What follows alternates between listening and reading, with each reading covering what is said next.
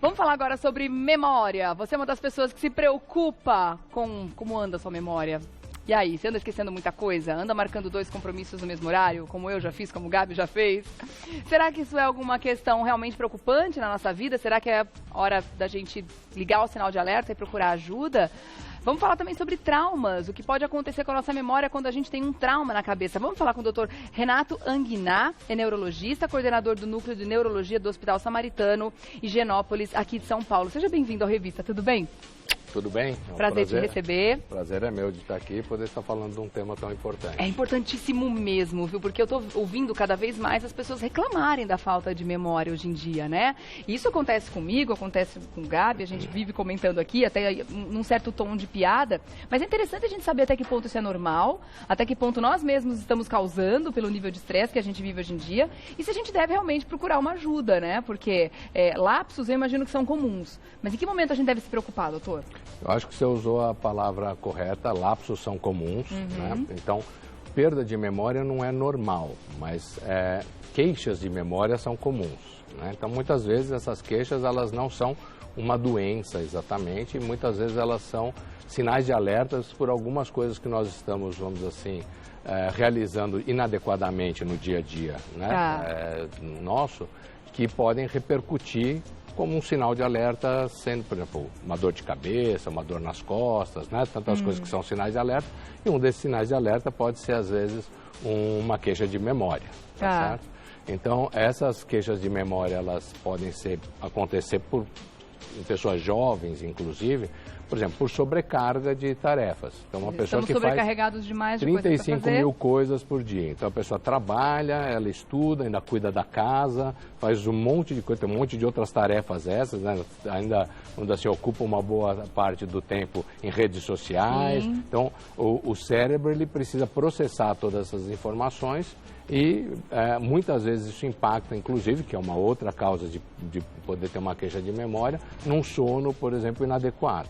Você imagina que o sono, ele é restaurador para a memória, por exemplo. Que seria o único momento em que o cérebro descansaria. Agora, imagina se você tem, por exemplo, numa cesta, vamos pensar no sono como um processador de suco, né, de laranja, por exemplo. Tá. Então, eu tenho numa cesta uma dúzia de laranjas, e é o que entra naquela cesta. Se eu colocar uma laranja a mais, por exemplo, de duas, ou outra laranja vai ser deslocada, ou eu não consigo colocar aquela 13ª laranja se só entram 12. Tá. Então, essa 13ª laranja é a informação que não consegue entrar. Sobrar. Aí você fala, puxa, minha memória está ruim que eu não consigo guardar aquela 13ª informação. É porque tem muita coisa. Ou eu forcei aquela lá, e a outra informação, que era a segunda laranja, por exemplo, caiu fora, e eu não consigo, vamos dizer assim, mais lembrar daquela outra informação que eu tinha. Então seria o caso da gente começar a filtrar algumas coisas, já que a gente não consegue barrar esse fluxo gigantesco de informações que a gente tem hoje em dia, né? É muita coisa realmente acontecendo, a gente tem que estar ligado em tudo, tem que estar sabendo de tudo, tem que estar bem informado e também não pode deixar para trás os compromissos, as coisas que a gente precisa fazer no dia a dia. Será que seria o momento da gente fazer uma avaliação do que realmente é importante para que a cabeça consiga respirar, né? Se dá para usar essa metáfora. Eu não sei se a gente precisa estar sabendo de tudo, porque o estar sabendo de tudo, muitas vezes, são informações absolutamente irrelevantes. Que a gente poderia jogar fora facilmente. O tudo não é, vamos dizer assim, a gente tem que saber o que é relevante para nós. O que é usar importante. Esse filtro com mais Exatamente. frequência. Então, ter esse filtro, que você falou que é importante. E não só isso, eu acho que também dar tempos, vamos dizer assim, adequados para as atividades que a gente tem na vida. Tá. E se a gente perceber que nós estamos fazendo mais coisas do que o nosso organismo permite, nós também temos que nos permitir reorganizar essas coisas e, às vezes, postergar para um outro momento de vida, né? Reorganizar a vida da gente para que a quantidade de informações chegue de maneira adequada. Para poder descansar a cabeça, que tem sido um luxo na vida de muita gente ultimamente, né? Poder processar todas as informações de maneira adequada. Agora, vamos falar em que momento o sinal, a luzinha amarela ou a vermelha começa a piscar com relação aos esquecimentos? Que momento eles começam a ser preocupantes? Porque quem é que nunca abriu a geladeira para pensar, por exemplo, né? Quem é que nunca chegou lá, abriu a geladeira e falou, o que eu vim fazer aqui mesmo? E fecha. Até aí eu imagino que é uma questão até corriqueira. Mas, em que momento a gente deve se preocupar com esses esquecimentos esquecimentos e quais doenças que a gente pode estar sendo vítima nesse momento? Então, os esquecimentos eles passam a ser importantes quando eles são repetitivos, ou seja, isso acontece com muita frequência, né? Então, eu começo a esquecer ou de fatos, mesmo diferentes, né? Mas com muita frequência isso começa a acontecer. Outra coisa que é importante dizer é quando nós não conseguimos, vamos dizer assim, resgatar aquela informação. Por exemplo, é comum a gente às vezes querer lembrar do nome de um artista, ou de uma pessoa, de um parente, naquele momento não vem, às vezes até de uma palavra, um país, aquele fulano nasceu em tal lugar e não consegue lembrar e você sabe aquilo. Mas alguns momentos depois, quando você está meio distraído, aquela informação vem. Isso não é preocupante. O preocupante é quando mesmo com esforço, mesmo depois de um certo tempo, a gente não consegue recuperar aquela informação ou nem sequer depois lembra que estava preocupado em ter aquela informação. Aquela informação passa a inexistir, aquele momento passa a inexistir. Isso é uma das coisas. A outra é quando começa a ter impacto na vida da gente, ou seja, você tem que se organizar a sua agenda, essas coisas, e você esquece compromissos, esquece de pagar contas. Não é que você deixou de pagar conta porque o orçamento estava apertado, você esqueceu mesmo, estava lá, você tinha condição de pagar tudo e você simplesmente, aquele compromisso, aquela coisa, você começa a ter uma desorganização na sua atividade da vida diária. Vai no supermercado e compra sempre o mesmo produto, achando que está faltando aquilo em casa, você chega lá, você tem uma coleção, por exemplo, de ketchup, você tem uma coleção de macarrão, porque esqueceu de comprar. Então, coisas desse tipo são sinais de alerta para que as pessoas procurem um médico, um neurologista, geralmente, para poder ver se há alguma procurar coisa um tratamento, mas quais seriam os problemas? Então, nos jovens, geralmente a sobrecarga, estresse, eventualmente quadros de depressão, distúrbios de sono. Jovens você está colocando pessoas qual idade? Com menos de 50 anos. Um monte de gente que gostou agora de ouvir que jovens também. Eu gostei. 50 anos. Né? Estava pensando na moçadinha mais nova. Mas, inclusive escolares, né? Tem muita gente que vem, está na faculdade, tem queixa de memória, diz que não consegue. E muitas vezes é uma desatenção, às vezes está estressado, está ansioso. Então essas são causas comuns nas pessoas mais jovens. Pessoas com mais de 60 anos, todas essas causas também elas se encaixam. Ou seja, a pessoa pode ser ansiosa, pode estar deprimida, pode estar sobrecarregada, pode ter um distúrbio de sono, tudo isso mais. Porém, quando isso começa a ser muito persistente, pode ser sinais de alerta para doenças como as pessoas que têm muito medo, muito receio, como doença de Alzheimer, por exemplo. Então, mas também dá outros sinais além da perda de memória, doença de Alzheimer, ou é o primeiro sinal? Geralmente é o sinal que as pessoas, vamos dizer assim, a gente chama isso de a bandeirinha vermelha, ou seja, um sinal de alerta mais importante para o leigo. Né? Mas geralmente não é só a perda de memória, às vezes existem necessariamente outras ações cognitivas que precisam estar, vamos dizer assim, também interferindo na vida da pessoa. Mas a memória, geralmente a memória de curto prazo, ou seja, a memória para coisas recentes, elas é um sinal de alerta muito importante para a doença de Alzheimer. Não é obrigatório, mas é o sinal, vamos dizer assim, mais comumente que chama a atenção das pessoas para procurarem um médico. Tá certo. Bom, existe uma outra situação em que a perda de memória pode acontecer, que é quando a gente traumatiza a cabeça, né?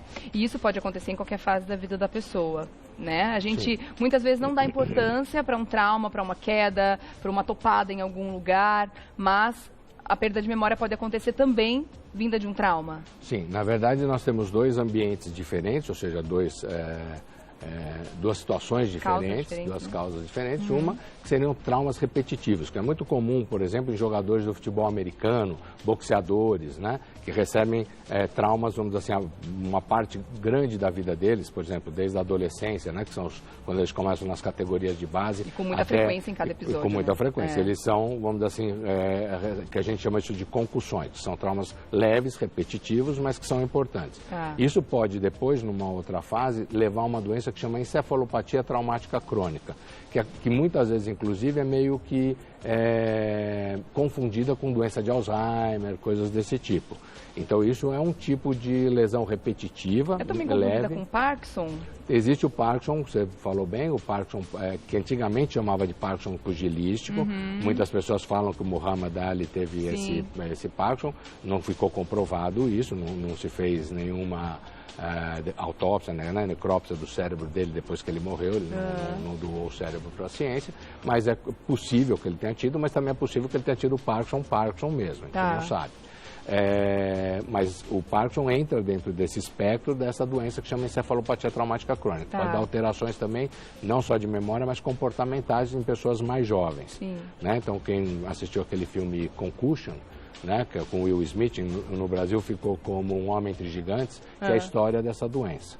E são causada por traumas repetitivos. Mas existe o outro trauma, que é aquela pessoa que, por exemplo, tem um acidente de carro e bate a cabeça, né, de uma maneira importante, fica em coma e fica com problemas cognitivos crônicos, tardios, depois que se recupera. Tem gente, obviamente, que num acidente desse chega a falecer, infelizmente, e as pessoas, muitas que se recuperam, não se recuperam cognitivamente totalmente. Essa memória de trauma, ela volta normalmente ou não? Então, do momento do acidente, não. Isso é uma amnésia pós-traumática, então as pessoas não lembram, mesmo em traumas pequenos, em concussões, eles não lembram do momento do acidente, alguns minutos antes ou depois.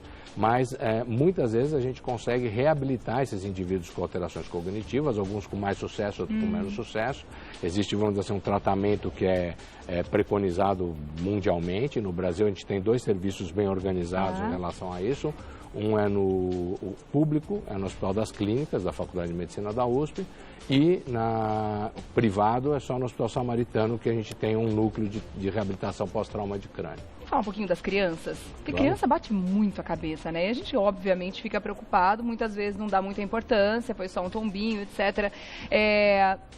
Ao longo da vida, né, a criança vai ter muitos e muitos tombos, brincando, aprendendo, etc. Como é que as mães devem se comportar diante dessas quedas, desses tombos? Então, existem, vamos dizer assim, faixas etárias diferentes, em que essas preocupações também são diferentes. Então, existe uma faixa etária que, vamos dizer assim, dos 6 meses, de 0 meses até 6 meses, em que é muito comum a gente pegar aquela brincadeira que os avós e os pais fazem, ficar jogando criança para cima, ou às vezes Isso não é legal. Não, isso, veja bem, se você for fazer alguma coisa desse tipo, faça deitado no chão, que você vai estar no máximo a altura que você vai ter esticar o seu braço, né? E se a criança cair porque ela escapou, ela vai cair no seu tórax. Ela tem Mas mesmo essa chacoalhada que a criança sofre, se o pescocinho for muito mole, também pode não ser legal. Vou falar disso agora. Então, assim, aí isso é aquele negócio de jogar a criança para cima. Então, nunca jogue essa criança para cima em pé.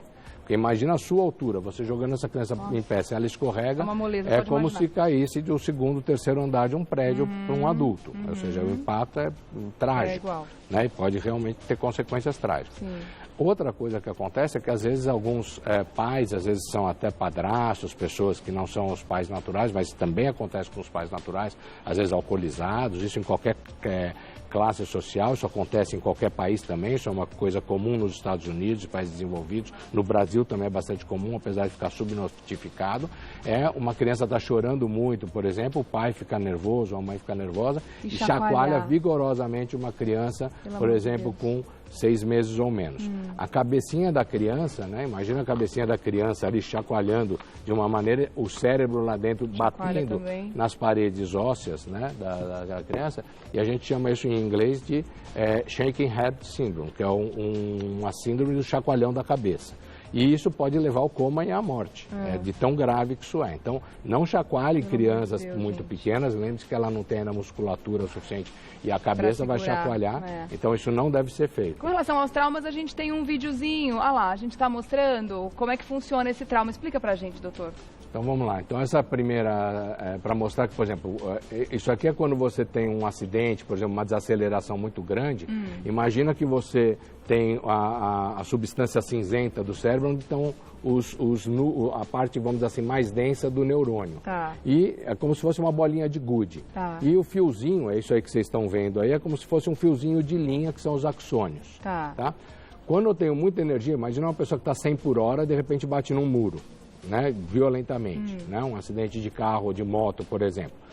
Essa bolinha que é a bolinha de Good, que são os neurônios, elas continuam se movimentando. E o fiozinho, que é o axônio, que é aquilo que a gente viu no vídeo, se puder passar de novo, a gente vai falando e vai mostrando lá, ele vai se esticando, esgarçando, né, que vocês vão ver, e ele pode se romper. Isso chama lesão axonial difusa. Isso não precisa bater a cabeça para ter essa lesão. Só a desaceleração muito importante, olha lá, é como aquele fiozinho de linha esgarçando. Né? Então eu posso ter uma ruptura completa, que vai mostrar aí no vídeo, ou eu posso ter uma ruptura parcial. Trauma parcial. Né? E isso é tão importante que leva ao coma, mesmo sem bater a cabeça, só pela desaceleração violenta. Pela chacoalhada muito importante. Efeito chicote, né? Entendeu? Não, isso não é nem o efeito chicote, é a desaceleração mesmo. Tá. Então isso lesa o cérebro e faz um edema, faz um inchaço dentro do cérebro e leva ao coma. Tá. Então é uma causa muito comum em acidentes de velocidade, moto, as pessoas às vezes nem bateu a cabeça e está em coma. Por quê? Porque teve essa lesão que chama lesão axonial difusa. Tá bom. Tem perguntas do pessoal de casa para você aqui, ó. Tanto a Eliana quanto a Fabiane estão perguntando com relação a medicamentos, por exemplo. Eu não vou falar o nome do remédio aqui, mas é antidepressivo, remédios para dormir, os calmantes, etc. A Eliana está dizendo que durante 20 anos ela tomou um remédio assim e hoje ela tem muitos problemas com a falta de memória. Ela esquece muito de tudo que aconteceu. Ela quer saber se isso é normal, se esse remédio está relacionado a isso de alguma forma. Existe alguma forma de melhorar essa memória? A Fabiane também pergunta se o calmante tem ligação com a perda de memória. Bom, veja bem, cada caso é um caso, né? Então, isso é fácil, né, para o médico falar isso, mas isso é real. Então, assim, geralmente os medicamentos, eles têm impacto sobre a memória enquanto eles estão sendo utilizados. Eles não causam doenças futuras, vamos dizer assim, em relação a... Se fala muito de benzodiazepínicos, essas coisas que a pessoa fica tomando, né? É conhecido se falar, por exemplo, de Rivotril, coisas desse tipo. Isso, ele pode ter um impacto na memória enquanto a pessoa está tomando o remédio. Mas quando você parou de tomar o remédio, aquele efeito cessa e ele não vai ter uma consequência depois na vida da pessoa. A pessoa não vai ficar com uma demência, ter doença de Alzheimer, por causa disso é um mito que existe e isso não vai acontecer. Né? Então, por exemplo, no caso dela, precisa saber se tem alguma outra causa, além disso, para afetar a memória dela. Exatamente. Tá certo. Quero agradecer muito a sua presença aqui, Dr. Renato Anguiná, que é neurologista, coordenador do Núcleo de Neurologia do Hospital Samaritano em Higienópolis, aqui de São Paulo. Obrigada pela sua presença. Fica aberto o convite para voltar e a gente falar mais sobre esse assunto. Espero ter esclarecido algumas dúvidas dos... Obrigada, viu? Obrigado. Até uma próxima. Um ótimo dia para você. Obrigado.